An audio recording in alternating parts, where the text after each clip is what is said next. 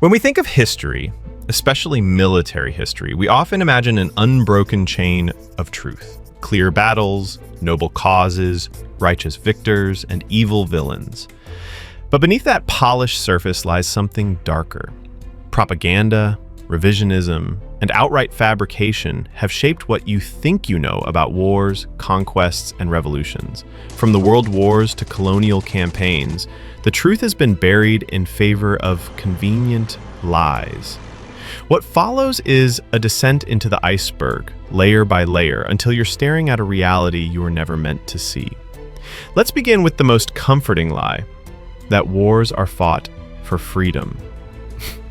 Politicians love this narrative. World War II fought to defeat fascism, the Korean War to defend democracy, Iraq to liberate people from tyranny. But history paints a murkier picture. Take the US entry into World War II, not triggered by a heroic desire to save Europe, but by the bombing of Pearl Harbor.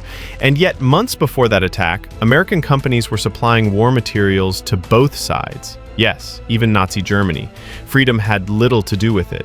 Economic interest, strategic advantage, and global power were the real motivators. The further down you go, the more unsettling it gets.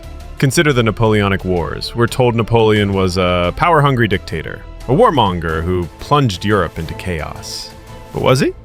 Or was he a revolutionary leader, trying to spread the values of the French Revolution? Meritocracy, secular law, and education, while monarchies banded together to stop him. Britain funded nearly every coalition against him, not to protect freedom, but to crush any threat to their global dominance.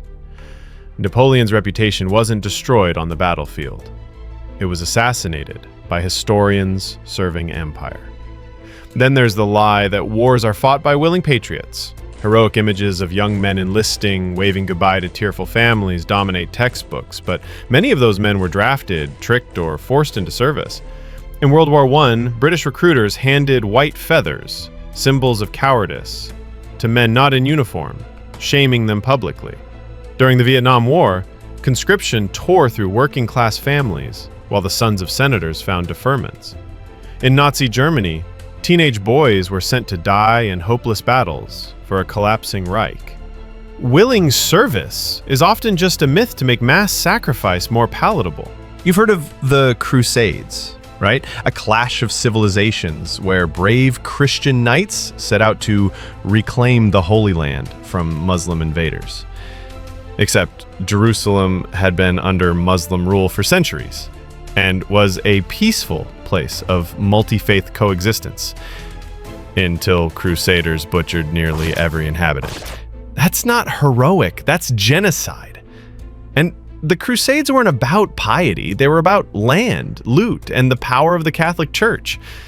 But the myth of holy war still echoes today, twisted into justifications for modern interventions and occupations. Even our heroes aren't always who they seem. Winston Churchill is hailed as a lion of democracy, a bulwark against Hitler. But Churchill also ordered the use of chemical weapons in the Middle East, called Gandhi a half-naked fakir, and helped orchestrate the Bengal famine, which killed millions.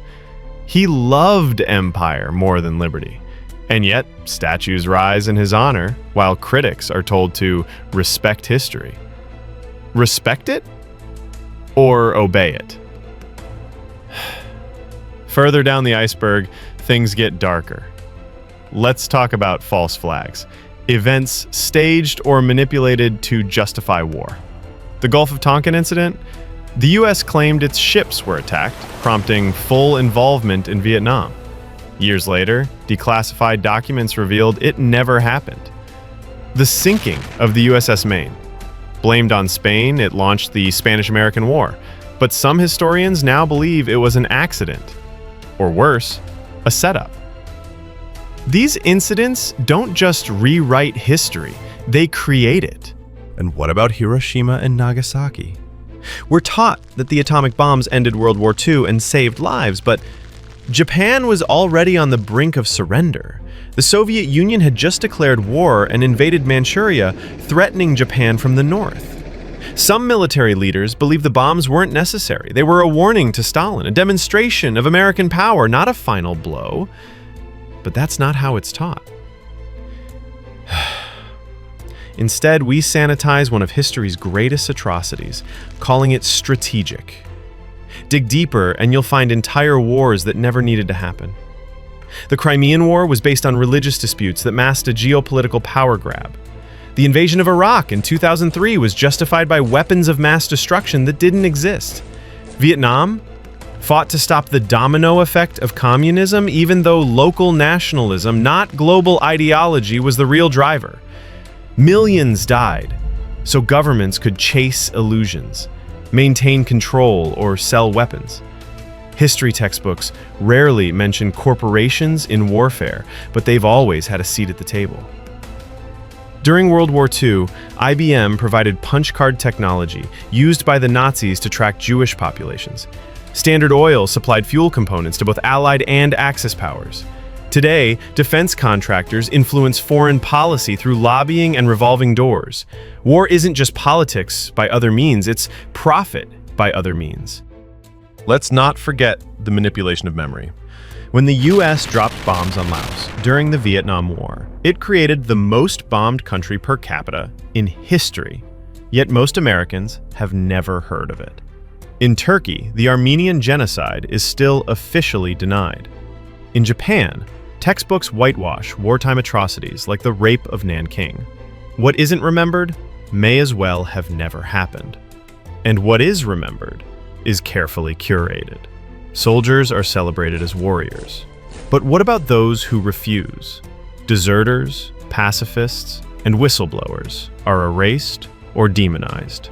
Smedley Butler, one of the most decorated Marines in US history, later called war a racket. You won't find his quotes in your high school history book.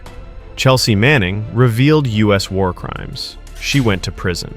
Edward Snowden exposed global surveillance. Exiled. The truth, it seems, is only heroic when it serves power.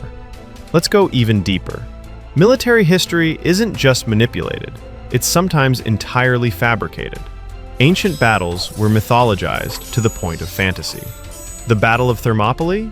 Yes, 300 Spartans fought, but so did thousands of other Greeks, ignored because they don't fit the legend. The Trojan War may have been a trade dispute, not a love story. And many barbarian invasions were actually migrations of desperate people fleeing climate change or political collapse. But that version isn't as dramatic, so it's buried. Why do these lies persist? Because war is identity. Nations define themselves through conflict. France remembers Napoleon, but not the massacres in Algeria. The US remembers D-Day, but not My Lai. Russia celebrates victory over Hitler while ignoring the millions lost in Stalin's purges. A clean, heroic narrative creates unity, pride, and obedience. A messy truth creates discomfort, doubt, and dissent. And then there's the biggest lie of all, that history is over, that the lies stopped. But every modern conflict, from Syria to Ukraine to Gaza, is wrapped in a fog of spin.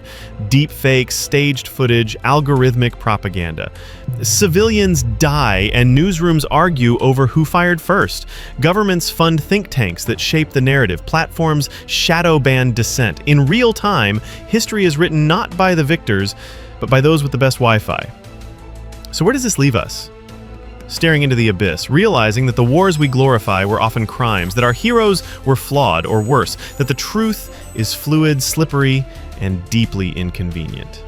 But knowing is the first step toward clarity, toward resisting manipulation, toward asking better questions.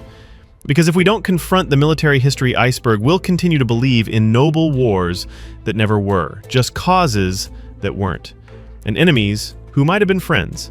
Had truth, not lies, guided our past.